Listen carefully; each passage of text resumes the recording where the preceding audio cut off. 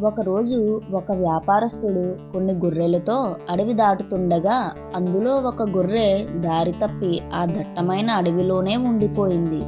అక్కడ క్రూర మృగాలు ఉంటాయి. వాటి బారిన పడి చస్తానేమోనని గొర్రె చాలా భయపడింది. అందుకే దేనికంటా పడకుండా జాగ్రత్తగా ఉంటూ నెమ్మదిగా అటూ ఇటూ తిరగసాగింది. ఒకరోజు గొర్రెకు ఒక సింహం తోలు లాంటిది కనబడింది. వెంటనే దానికి ఒక ఆలోచన వచ్చింది. ఏ క్రూర మృగం ఎప్పుడు దాడి చేస్తుందోనని చస్తూ బతుకుతున్నాను. ఈ తోలును కప్పుకుంటే నేను కూడా సింహంలా కనబడతాను. అప్పుడు నా జోలికి ఎవరూ రారు అని అనుకుంది. వెంటనే గొర్రె దాన్ని తీసుకుని కప్పుకుంది. ఇప్పుడది వింత జంతువులా కనబడసాగింది. గొర్రె ఆకారం చూసి కుందేళ్లు, జింకలు, ఎలుగుబంటులు, నక్కలు భయంతో పరుగులు పెట్టాయి. చివరకు పులులు, సింహాలు కూడా భయపడ్డాయి. అది చూసి గొర్రెకు చాలా సంతోషం కలిగింది. వాటిని ఇంకా భయపెట్టడానికి గొంతు కాస్త మార్చి విచిత్ర శబ్దాలు చేయడం, జంతువుల మీదకు దాడి చేస్తున్నట్లు నటించడం చేయసాగింది.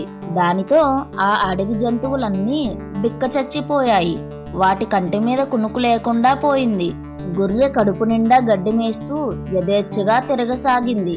ఒకరోజు గొర్రె ఒక కాలువ ఒడ్డుకు షికారుకు వెళ్ళింది. అక్కడి ప్రదేశం అంతా పచ్చటి గడ్డితో ఎంతో అందంగా ఉంది. ఆ లేత గడ్డిని చూసి గొర్రె ఎంతో హుషారుగా వాటిని మేయడం మొదలుపెట్టింది. సరిగ్గా అప్పుడే ఒక సింహం దాహం తీర్చుకోవడానికి వచ్చి గొర్రెను చూసింది. ఇదేమి విచిత్రం! సింహం జాతికి చెందిన జంతువు గడ్డి మేయడమా?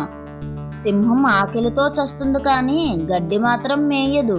బహుశా ఇది క్రూర జంతువు కాకపోవచ్చు అని ఆలోచించి ఒక్కసారిగా గర్జించింది. ఆ అరుపు విని గొర్రె భయపడిపోయింది. తన ప్రాణాలను రక్షించుకోవడానికి పరుగుపెట్టింది. ఇంతలో గొర్రె కప్పుకుని ఉన్న సింహం తోలు దాని ఒంటి మీద నుండి జారిపోయింది. ఏదో విధంగా అడవిని దాటి తనకు కనబడిన ఊళ్ళోకి వెళ్ళిపోయింది. ఆ సంగతి తెలిసిన జంతువులన్నీ నవ్వుకున్నాయి.